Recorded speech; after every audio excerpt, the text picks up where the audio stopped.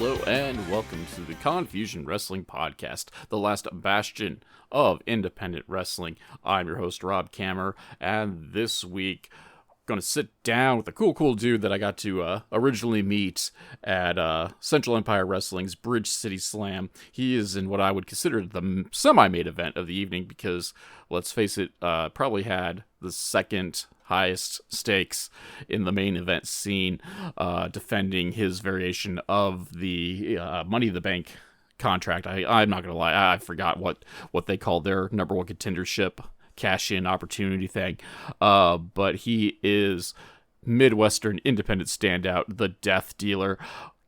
Got deep in this conversation, deeper than I expected to get out of it, but it was a fun conversation nonetheless. Talking about coming up in the Iowa independent scene and kind of what his career means to him and kind of some of the pitfalls that he has fallen through to get where he is today. So future so bright, he's got to wear shades, of course, and all those sets of hyperboles and all that sort of good stuff. So, as I do with the guests when I don't have any proper news to talk about, let's just go ahead and take a pause for the cause, get the adverts out of the way early, and we'll come back with the Death Dealer. Hey, folks. The Confusion Wrestling Podcast has become a veritable hub of shopping and treats and all that sort of good stuff. Whether you need a sugar-free alternative to energy drinks in the form of Raise Energy, or maybe even, top-of-the-line ice makers, coffee machines, and other household appliances, all through my links section. All you got to do is wander down to the descriptor of this week's episode, check out the various links, click on them, and go shopping like you normally would. Heck, it's no difference. You just came in and just said Rob sent you. And that way, you can get the things you need, maybe even at a discount, and the podcast gets a kickback as well. So be sure to check out those links. Thank you very much for listening. Back to the show. And we are back, the Confusion Wrestling Podcast. As I said at the top of the show, got a very special guest sitting in the studio with me today. He is the Death Dealer. How are you doing this evening, sir? Good, Rob. It's been a long weekend. Went over to Reedland for Social X. Got the win with James Jeffries over the Hateful Two. Got home about 12:30 in the morning, which isn't terrible. And then woke up and started mowing from sun up until the afternoon. So that's where I'm at right now. I'm just tired today. Oh, I mean, I remember bringing up mowing. I'm just gonna look around guiltily because I probably should mow today because who knows when the rain's gonna start, at least in my neck of the woods. And I chose not to. I chose other chores to do and didn't even finish those chores either, to be fully transparent about everything. Be That's fair. guilty be guilty on a Sunday afternoon. Yeah.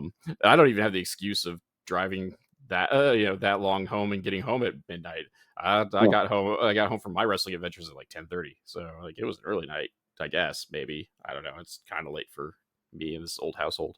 Well, since you reference this weekend, I did want to we'll just jump all over the place and hope people can hang out for the ride. But Social Experiment Wrestling, it is a company that I've kind of really I've wanted to get into, but Yeah. the drive isn't always conducive with my schedule sometimes, and local loyalties elsewhere, of course. But kind of, how did you get into them, and what's it like working for them? They got an interesting concept going on. Full transparency, Austin Bayless helped me out, put his name on the line for me. And luckily, Jason Pringle, the promoter of Social X, said, yeah, let's, bring him in. And my first show with them was Miss Kitty's in Des Moines. And I want to say it was either May or June was when that show was. Things were blending together for me with two kids and getting older. So did that show, and he liked what I did with Mason Grayskull, and had my second appearance last night as we're recording this on a Sunday.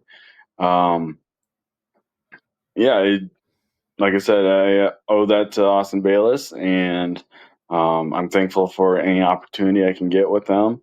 And yeah, that's really all how I got there.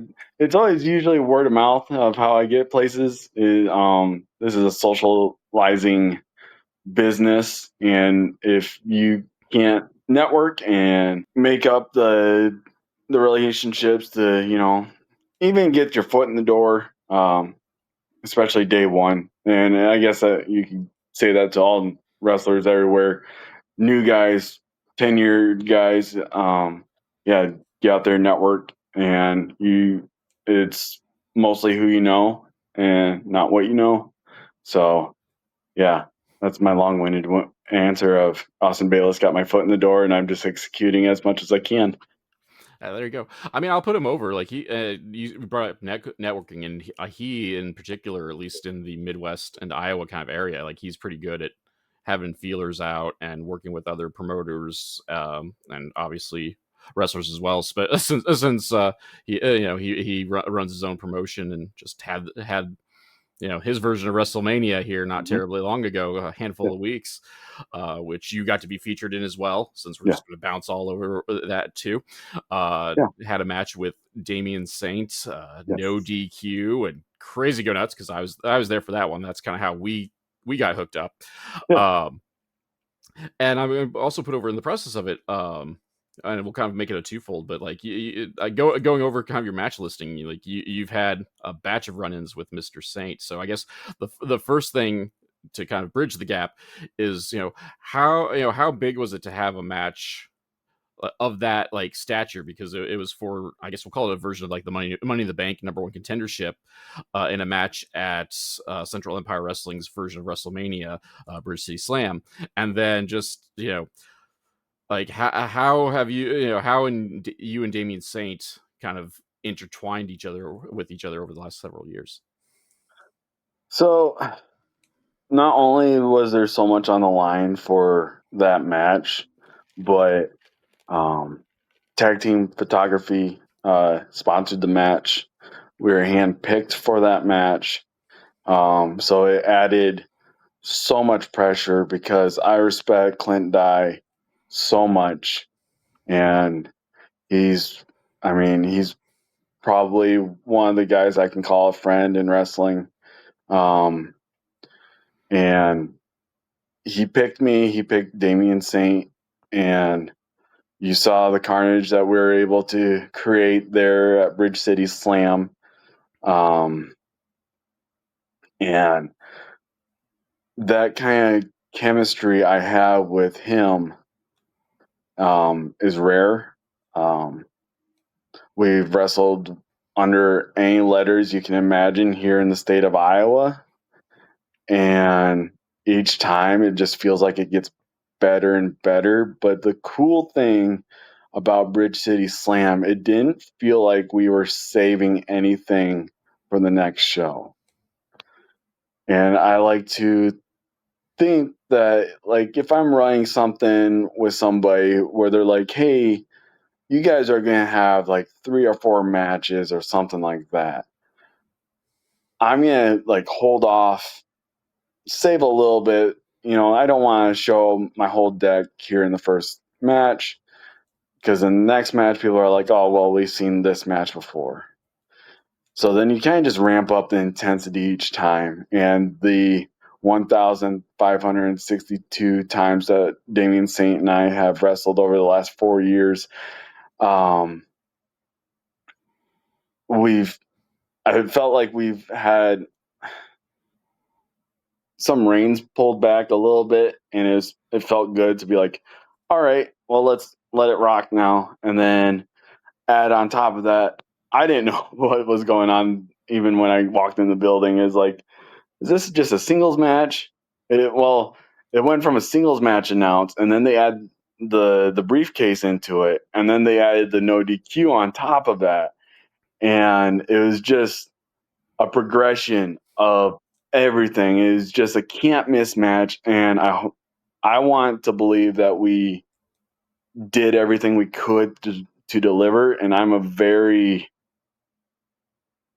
like unselfish person as far as like, especially if I'm getting that notoriety of, hey, we want you in this match. So I really want to put my best foot forward. So I'm really like, were you okay with that? Like, is this good? Was that good enough? And I'm always in my head about that, no matter how many times I could have every fan in the building tell me, hey, that was awesome. But if the people, and that's great. I don't get me wrong. I love it when the fans tell me my matches are good. But when people are seeing me, you know, 2 dozen times a year, 3 dozen times a year, and they say, hey, that is probably your best one all year, that means a lot. Anytime I can surprise anybody in the back that been has been around for a while, that boosts my ego a lot, and um, just everything that Saint and I have been through. I mean, I've been around, longer than he has, and our first match was like so ridiculous. The first time we were in a match together, it was like a 6-on-2. It was myself and Malice from the promoter of Madhouse Wrestling against Damien Saint, Badger Calhoun. Oh gosh, there's so many people on that side of the ring. And it was just me and Malice just punching people in the face for like, 5 minutes, 10 minutes. And then we just got out of there. But I always felt, even though watching him train, that I could do something with him. And it felt like Bridge City was a culmination of that. I definitely think you guys' styles like gelled, and like I hadn't been privy to like the full history of it as me seeing that how much you guys have actually tangled up over the years is strictly through research more than anything else. But like I thought like the match was a banger, and probably like the bit outside of the main event, which we can partially put the main event in its own category in and of itself because well it's the main event, but they also included TNA TNA wrestler Frankie Kazarian, and so like I definitely thought like your guys' match of the ones that weren't like an extra spectacle of having legends compete in it. Like I thought it was the match of the night, but then again, I'm Thank you. also big into chaos and the hardcore stipulations and whatnot Yeah. too. So like that was my wheelhouse. Though like tell me though like what goes through your head when you choose to like take hits with a garbage can over your head and you can't see anything, like because that especially the finish saw you taking a double stomp with the garbage can on your head, which like that terrifies me, just not being able to see it coming. Like I'm already kind of weird about double stomps, and Yeah. then now you can't see it coming. Like what goes through your head when you're like when that's coming your way? So this is a very niche reference, but I don't know if anybody listening or watching, or even you, have seen the Heartbreak Triumph Shawn Michaels documentary DVD that WWE did years back, maybe Mhm. '05, so 20 years ago. Um, so he talked about the WrestleMania match with Vince, and he did the elbow drop from the top of the ladder through a table. Vince is in the trash can, right? And he's he's like mimicking Vince, and he's like, I'm all the way up on top of this ladder, doing the DX chop and everything, and Vince just inside that trash can. It's just like waiting for impact, and it might be easier. I might have had my eyes closed if the trash can wasn't there, but it's just waiting for it. And, you go into stuff like that. Hey, this is going to suck. So, I mean, I've done, getting hit by chairs, kendo sticks, keyboards, doing thumbtacks, all of it going into it is like, this is going to suck. But it's not, you go into it like, yeah, this is going to hurt. This is going to suck. So just make the most of it. Either you embrace it, be like, all right, well, this is gonna make a cool photo for social media afterwards, having, either thumbtacks in my back or welts from whatever I'm getting hit with, or I'm bleeding, or something like that. Um, but my mentality of uh, not only that, but the intensity that I'm giving, I expect back. So if I get whacked somewhere where I'm not cool with, I'll let a guy know. And then if it continues, then it's going to be an issue. But it never usually gets to that point anyway. Um, Everybody knows that those things can get dangerous real quick, and we're not going to kill each other. Um, Even though some of it is going to hurt. And I'm not one to do like a CZW death match or anything like that. But that kind of stuff, I feel like I'm just getting good at a lot of this in ring stuff. Um, and I've been doing this for 14 years, 13 years, sorry. Um, but yeah, it takes time. And for me, I accept the process, and it sucks because you want to be good day one and be like, if I could just be 13 years deep good day one, then I'm getting a contract. Well, I'm more concentrated on having banger matches now than getting signed. So that's where my priorities lie. I mean, that's fair. I mean, and let's face it, right now is probably one of the best times to be a wrestler. So you can be unsigned and still, do quite well for yourself, Yeah. in terms of having a full schedule and providing for your family. Hmm. Um, and of course, with the advances of nutrition and working out all this stuff, like people aren't even hitting their people are just hitting their strides like 15 years in the business too, and it's Hmm. crazy to us to kind of see as a wrestling fan, like a lifelong wrestling fan, of seeing guys who like look like Greg the Hammer Valentine 10 years in, and you have like AJ Styles who's pushing 50 and maybe the best shape of his life. We don't Right. know. You don't know. But I guess since we've kind of segued into that area anyway, and you mentioned like the day one stuff, I usually start with this, but we just kind of jumped in with the social experiment and moving on from there. But like, what got you into professional wrestling? We'll start as a fan first. Like, what made you think like professional wrestling is really sweet? I should watch this on often. Short answer is my dad. It's how we bonded. Like from my earliest memories, I remember specifically one weekend I caught him watching it, but I went off, and I have an older sister, a younger sister, and it's you know a year, just under 2 years older, and like 3 years younger. But I'd go off and play with them, and then I remember the next week sitting on the floor in front of dad and turn on wrestling, and girls are like, Alex, well, let's go play, and I'm like, I'm gonna sit here. I'm really interested in this, and it was Steve Austin that caught my eye, and um, yeah, it's just been wrestling ever since. And guys like Steve Austin and Scott Hall, and especially Scott Hall, that really motivated me to, you know, because being middle class Americans in a small town Iowa, like there's there's not a lot out here, but there's enough to like keep you busy. But even though like s- I'm not, I would never say I was a popular popular student in school. But Monday night, I had Scott Hall.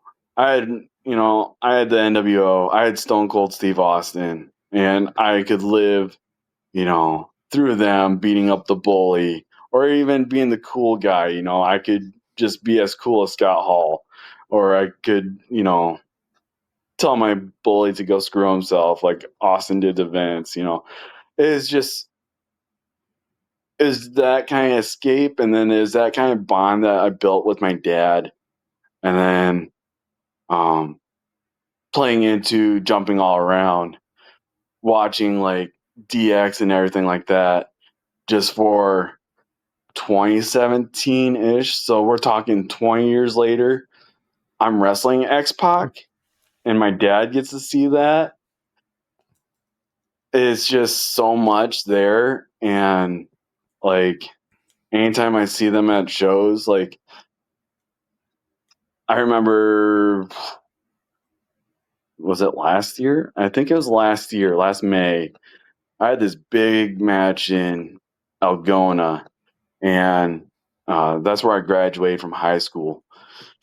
So I did this open challenge and everything, and another wrestler who graduated from Algona, his name's Anthony Draven.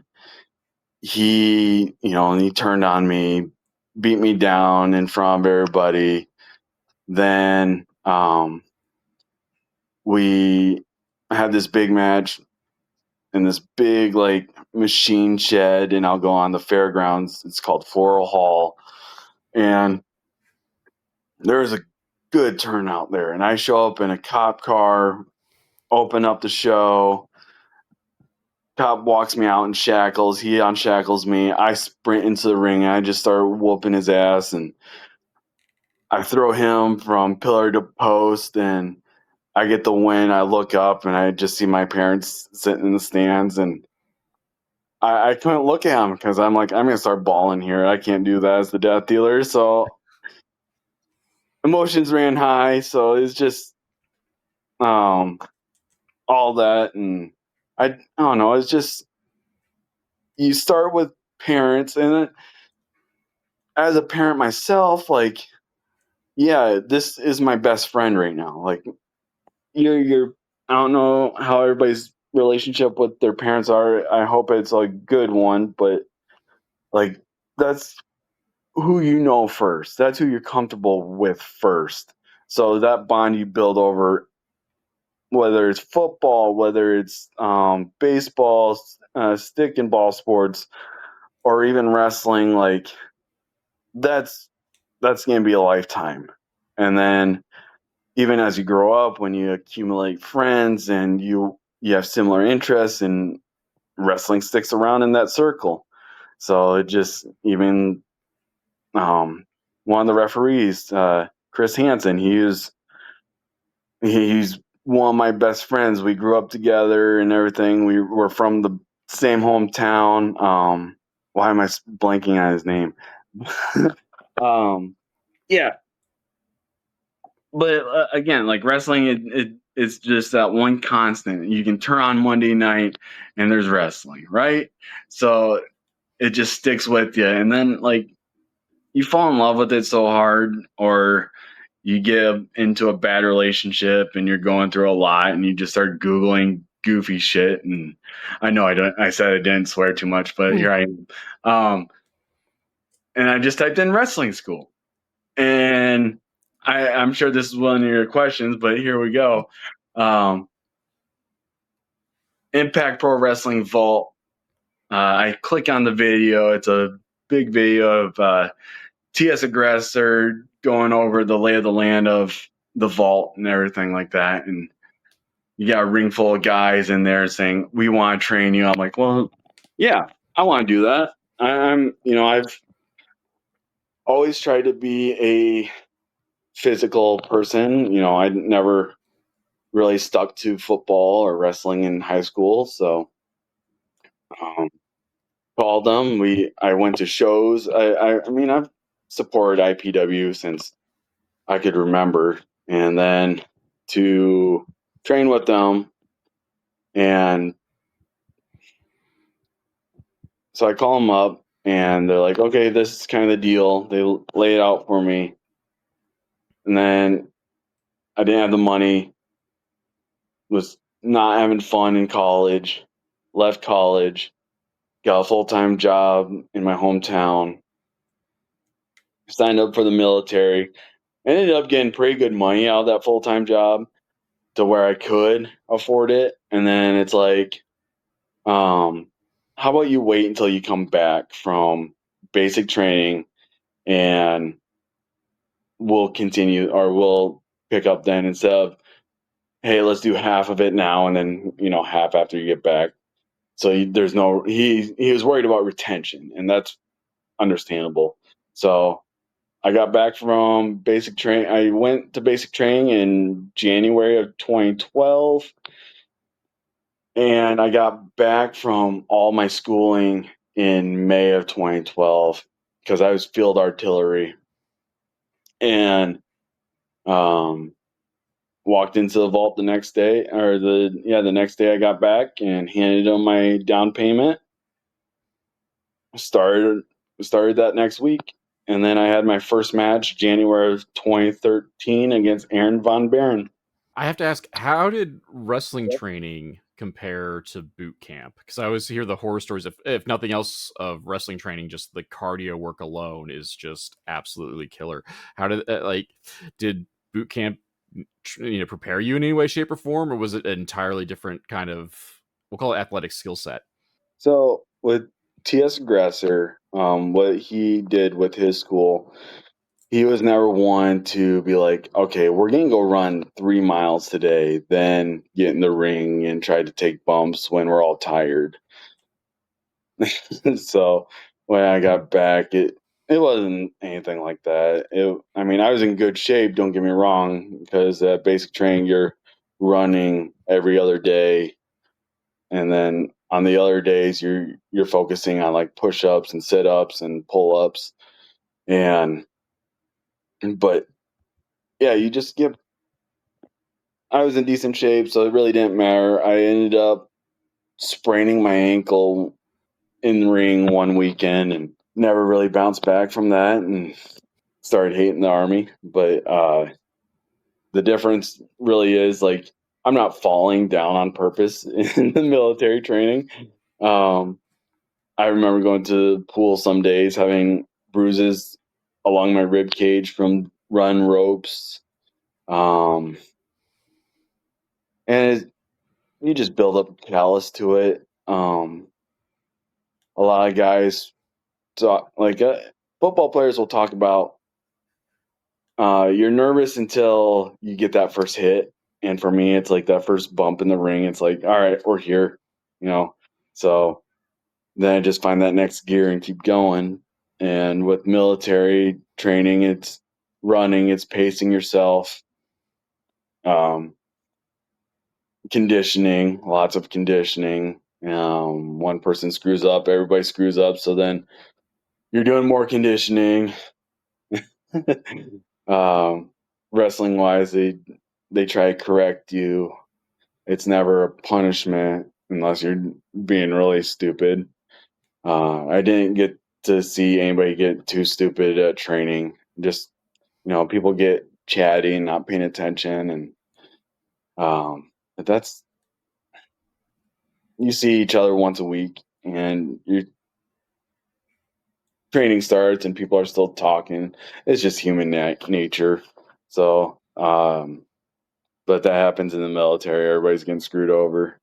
So, uh, anything else with wrestling training was just practice, foot placement, attacking, the mat, ropes, just putting like the way IPW had their training, and I have no experience in any other school, just what other people can tell me and what other guys I've been in the ring with, like the way they move and how they do certain things isn't how I do things. And even the stuff that I do, or yeah, the stuff that I do isn't necessarily what I was taught to do. But a hammerlock is a hammerlock no matter what school you go to. So it's just it's neat to see different things, and that's one thing that keeps me interested in wrestling, seeing new things, implementing new things, um, or else I just get bored. And when I get bored, then I don't really want to do it anymore. But um, I've been playing Madden for the last 20 years, and I still haven't gotten bored of that yet. um, yeah, it's just repetitions, and conditioning's usually on the guy who's getting in the ring.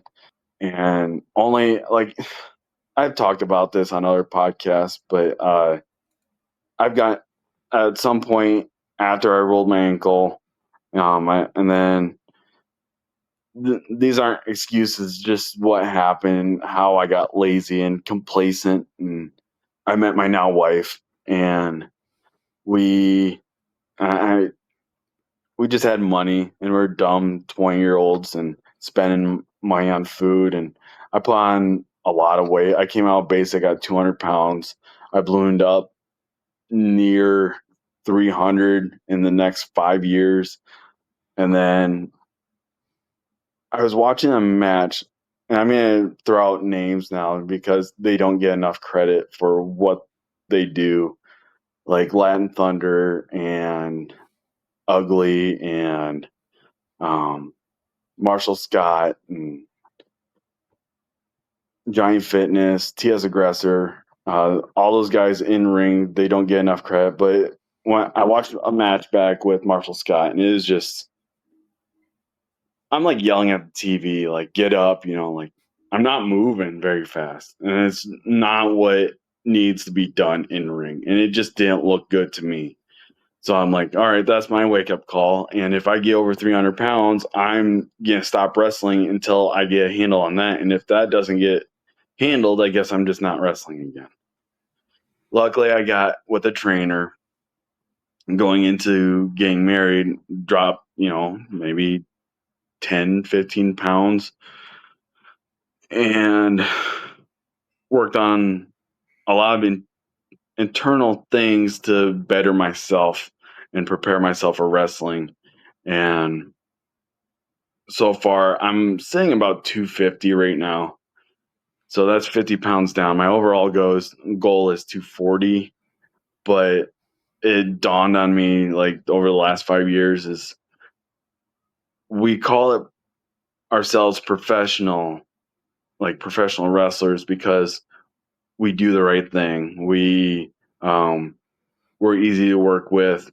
We we make things work, and I feel a need that I owe it to the promoter. I owe it to my opponent.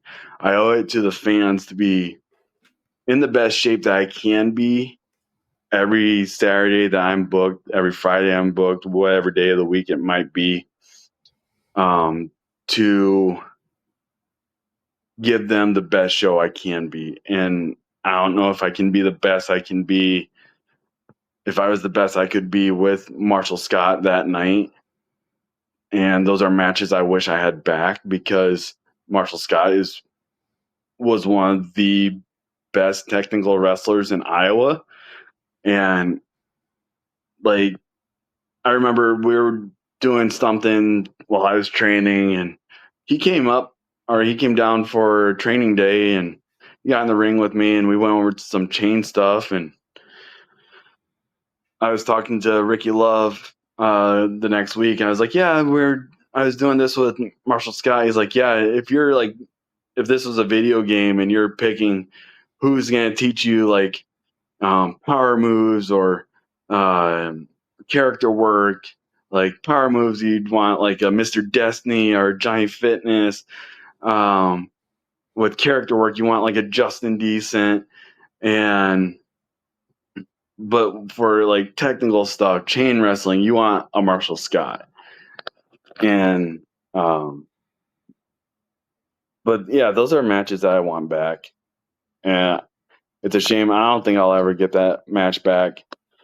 But all I can do is just keep moving forward and, be the best I can be, on my next showing. Uh and that was like I said, that was maybe 2015, 2016. So you got it behind you. So like that's a good thing. If nothing else, is that low point was 10 years ago. Yeah. Um, I have to ask with the name drops you did. What was it like working with Latin Thunder? We kind of talked about earlier how like everyone's kind of got their own way of doing things. And he is arguably one of the few people we can call a luchador out in the Iowa area. So what's it like kind of like working with him, and how different is it to work with someone with that lucha background like he has? Latin Thunder was awesome to work with. I there was we had fair shows around the state of Iowa where I got to wrestle Latin Thunder a handful of times, and we had one. It was a Ragbri show up in Terrell, Iowa. Not a big town, but when Ragbri comes through, there's 5,000 people at any given moment. So we, I think he went up for an elbow drop and he slipped and he just fell and I covered him and 1, 2, 3 was the finish. And we got to the back and he's like, "Thanks for saving me on that." Like most guys would have froze up. And I mean, talk about guys who always supported me, always gave me the right words of encouragement. Like he's like, "Your timing is just so good. You can't teach that kind of timing. Um, your ring awareness is really good." And this is a guy who wrestled in the sportatorium. Like he's been places, you know. Um, there's a lot to be learned from him, and I like to think that I took the best advantage that I could of those situations. Um, but every match is trying. I'm trying to take something away. But with him, he was so good at just giving me feedback instead of me not knowing to be like, "Hey, what'd you think of this?" or "What'd you think of that?" or what could we do differently? And his character work is always popular too, so it's so easy to be a bad guy with him. So, and I did that every single time, but I would never. Yeah, he's always one of the guys that I'd look forward to working if my name's across the card from him.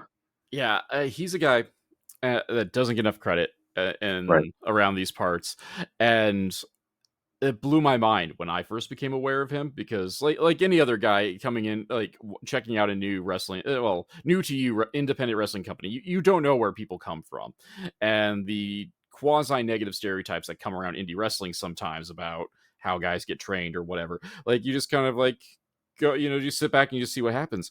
And so like I watched him, I'm like, oh, I think he's good. Like he's good, and like, well, let's see what's going on with him and see like what's out there. And then like he trained under General Scanbar Akbar, and he's up Yep. here bloody like lives in Muscatine, Iowa. Like, Yep. what the heck? I Yeah. am I am disappointed that he doesn't sell copies of his book anymore because like. I mean, I was well into adulthood when I, discovered what a Latin Thunder was, but I never pulled the trigger partially because I was broke and I couldn't afford. I could afford 8x10s, but picking up a book was a little bit pricey for a hardcover. But like, he has his own autobiography, and I never did get a Mhm. copy of that. I'll have to like one of the times he just randomly shows up. I was like, hey, do you still have copies of your book? Because Yeah. I need one. Because he still pops around. I mean, again, British City Slam, he popped up there for a Legends match, and like he still shows up in the Quad City area for SCW Pro. Uh, Not as often, but whenever they're doing Mercado, he dons the mask and the cape again, and he comes up and flies around for kids who probably weren't alive the last time he came around. Okay, that's a little bit misnomer, but because he does come back for that despite being retired allegedly. But it's Yeah. wrestling; nobody ever stays retired while they're alive, right? Yeah. I did ask him why there was no Frankensteiner from the top rope Bridge City Slam. He's like, there's been no Frankensteiner for the last like 5 years. So it's like, oh, okay. I did joke with the wife and like no offense to him, but I'm just like he's finally getting a body of a guy his age. Right. Yeah. Like he's never been like a small guy, but he's been one of those guys that like even as he fills out with age, like he's still like he was still pretty tight. Now he's finally like letting just enough go, and it's like poke and nudge to the wife, but like again he's in better shape than I am, and I don't know how old he really is, but I'm just going to assume I'm at least maybe 5 years younger, maybe more, and I I'm just for those of you not watching at home, I'm jiggling a love handle and all that good stuff. Um, but nah, I love Latin Thunder. He's actually one of my favorite Hall of Fame speeches. I got to see him do the CW Pro Hall of Fame and just Yes. talk about how the answer he put over his family, how meaningful they were to him, and just was just like at the end of like, but I have to give props to my wife because she never questioned why her husband was on the road. The only thing she ever questioned was, "Do you really need another mask? And do you really need another cape?" The answer was yes, by the way. But those were the only questions she ever asked.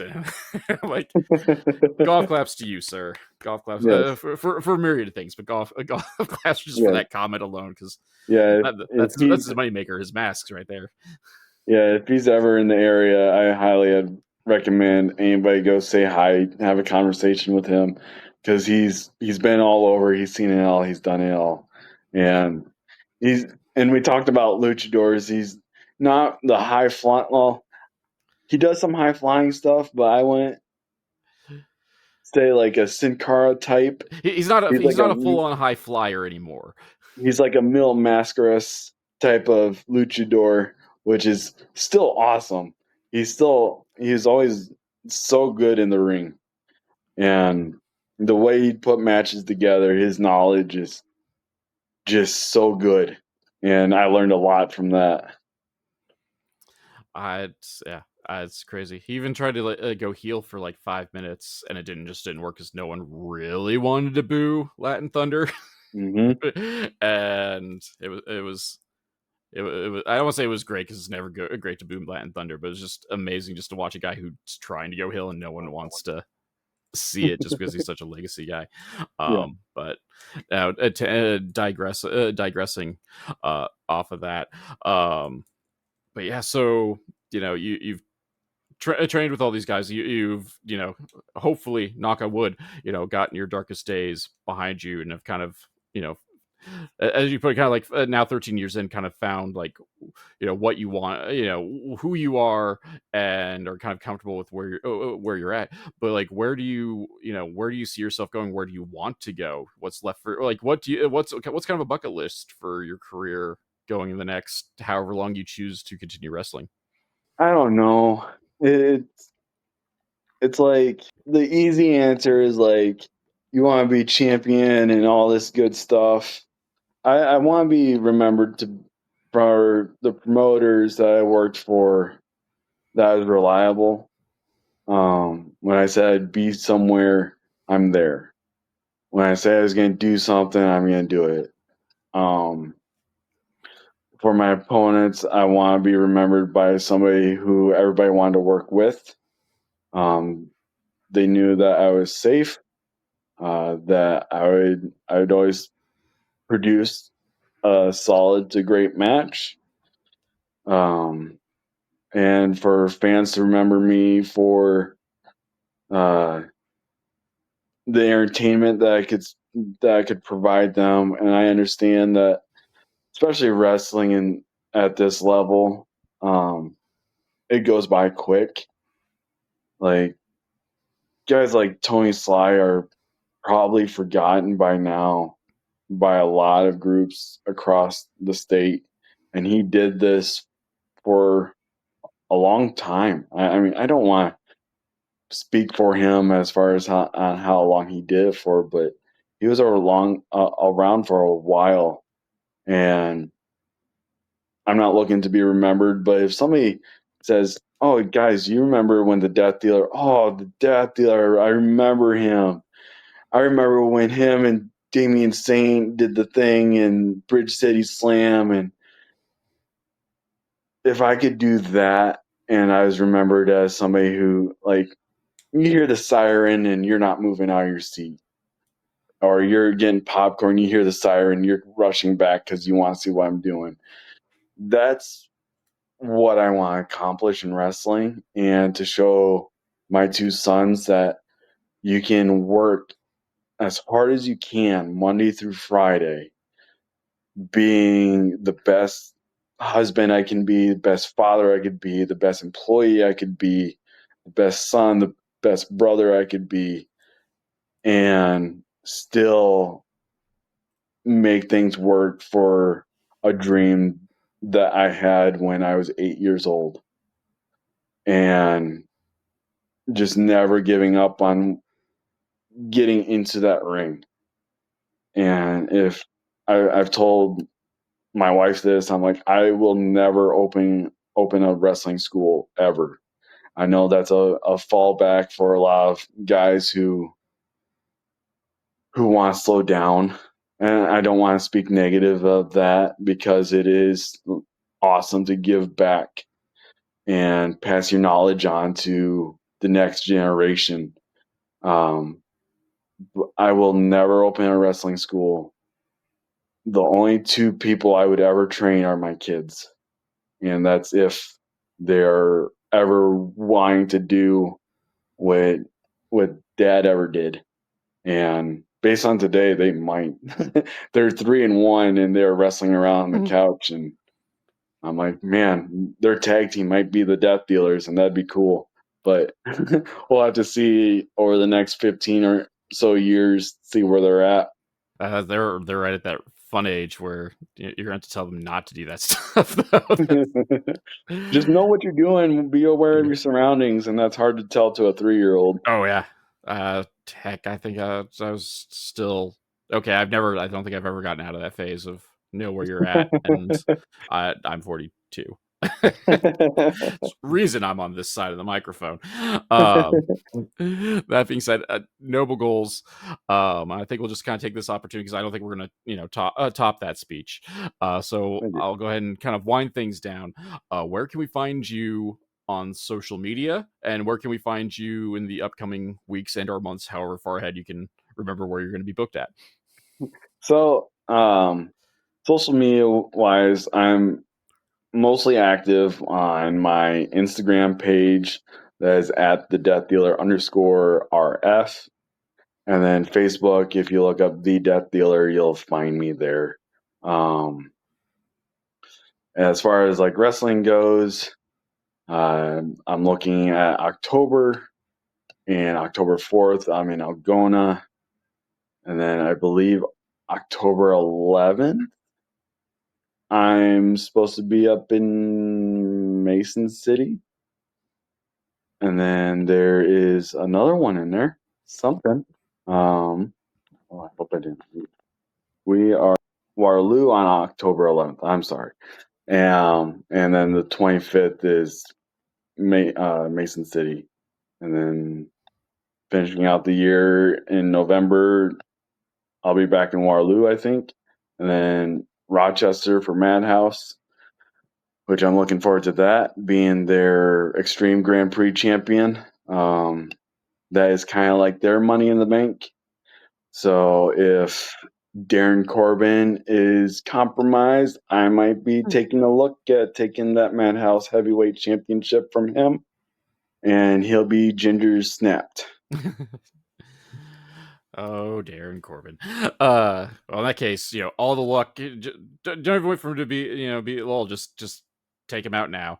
And I'll just, I'll just blame it all on Crander Q of Friends of the Squared Circle, because him and Darren Corbin are not tight.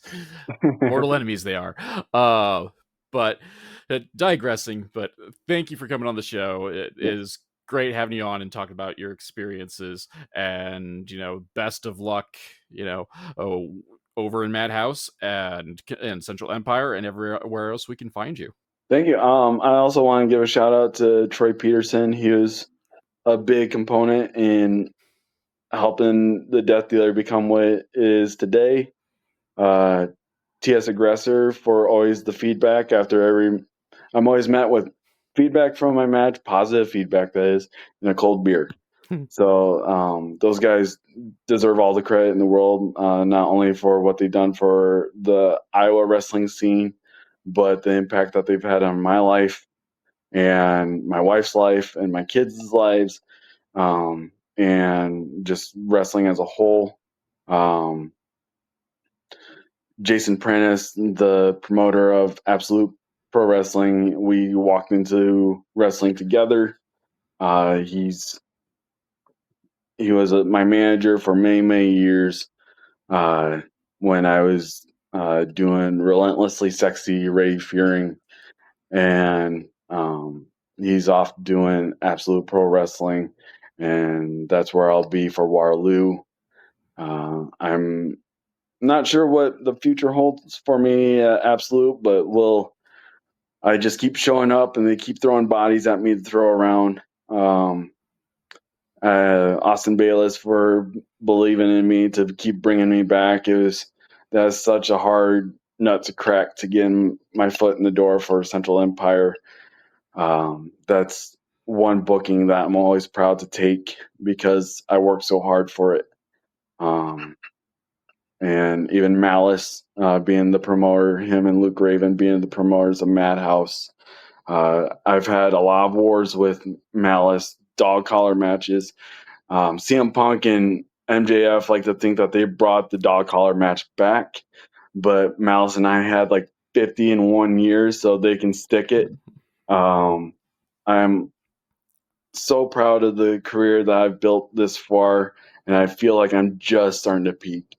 So if you see the Death Dealer on a card near you, please check it out because I am going to work my ass off for you fans and for anybody who brings me in.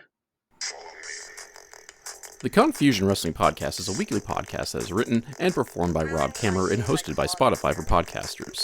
The background music for this section is Ruined by Day, performed by Alan Schroeder. If you enjoyed this podcast and would like to help support, please like, subscribe, and tell your friends, family, and enemies. Leaving a review is helpful as well, because word-of-mouth advertisement is very important for us small podcasts. My social media links can be found in the description, but Twitter, Instagram, and Blue Sky are at The Nova of Cass. That's TheNovaOfCass, and Facebook is MLW Confusion, all one word. If you'd like to support monetarily and help upgrade my equipment, please check out my virtual tip jar at ko-fi.com/Casanova, or if you prefer more bang for your buck, go to patreon.com/Casanova, that's CASSONOVA, where for as little as $2, backers get access to the podcast early and without those pesky ads, plus other exclusive content. So join the crew that is headed up by Keith Wynn, Alan Schroeder, Chris Zach, and Elenia, and check it out. You can also find t-shirts, coffee mugs, and other merch at the Confusion Podcast store on Teespring. Also, be sure to check out the affiliate links in the description below. For business inquiries such as ads, sponsorships, and etc., please email rzkamer, Kamer, at comcast.net. Thank you all for listening.